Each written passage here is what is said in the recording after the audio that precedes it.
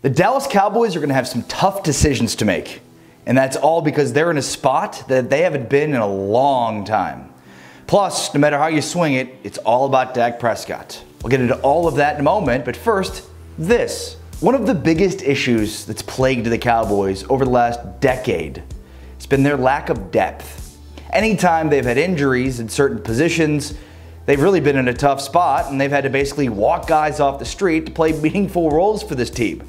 We all remember Ernie Sims and Brady Papinga. These are just recent examples of guys that weren't on a roster when the season started and then were needed to play meaningful snaps for the Cowboys once they had players lost to injury. Well, that's not the case for the 2019 Dallas Cowboys. They have depth everywhere, especially on the defensive side of the ball. Guys like Taco Charlton are starting to finally make plays. Kerry Hyder, who is a guy that they picked up, a flyer on this offseason, who's been arguably their third best pass rusher. He's also a guy that makes Tyrone Crawford potentially dispensable because he really has done a good job in rushing from the inside. Last year, Anthony Brown ran away from Jordan Lewis when it came to competing for that nickelback spot. Now they're in a heated competition for that spot. One thing I know for sure, the Cowboys will have a top 5 defense this season, and beyond that, they've got great depth to back up these great playmakers that they have across the board. This defense is going to be relentless. So when you look at the fundamental composition of this roster, this is a team that is built to win with a ground and pound game and on the defensive side of the ball. That's how they're built to win. We also saw this past season that having a good defense only gets you so far. Now, maybe that's an aberration. It's not exactly the rule, but you do have to have a good running game just as you have to have a good defense.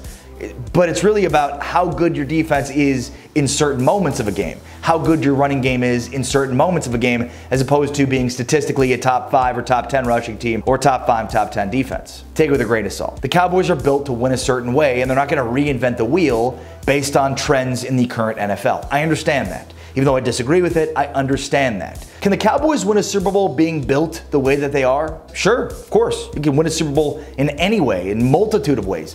But that seems to be the exception and not the rule. The rule, at least in modern history, suggests in the last decade you have to have an elite passing offense in order to win a Super Bowl. Now, getting there and winning are two different things. They're going to take a multifaceted role.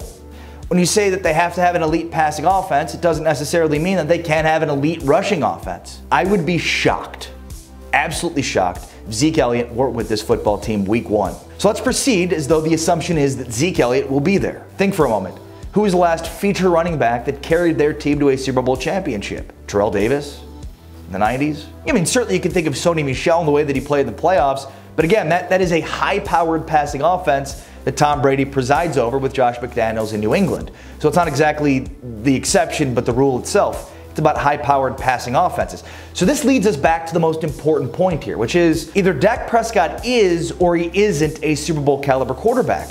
Because 9 times out of 10, you're going to win a Super Bowl based on the strength of your passer. Because over the course of a playoff, you are going to be tested and challenged in your best ways. Meaning you have to become comfortable being uncomfortable. You have to be a chameleon. You have to be able to win when an opposing defense takes away your strength. That's what teams are going to do when the Cowboys get to the playoffs. They're going to take away Zeke Elliott. They're going to take away Tony Pollard. They're going to take away the Cowboys' ability to dictate the terms with running the football. The thing that's standing in the way of the Cowboys winning in the playoffs consistently is their ability to win outside their comfort zone. That's how you win in the playoffs, and it doesn't really matter what sport you're talking about. If you can expose the opposition for trying to take advantage of your deficiencies, you're going to win. Now, when it comes to Dak Prescott's contract, I'm not sure. Because if he does want $35 to $40 million over the course of the deal, when the Cowboys can play it coy, they can let him prove it this season, and worst case scenario, franchise tag him to the tune of $32 million next year while negotiating throughout the offseason on a long-term deal. If Dak Prescott proves his ability to lift this team on his shoulders and win playoff games, then that's all the negotiation you need.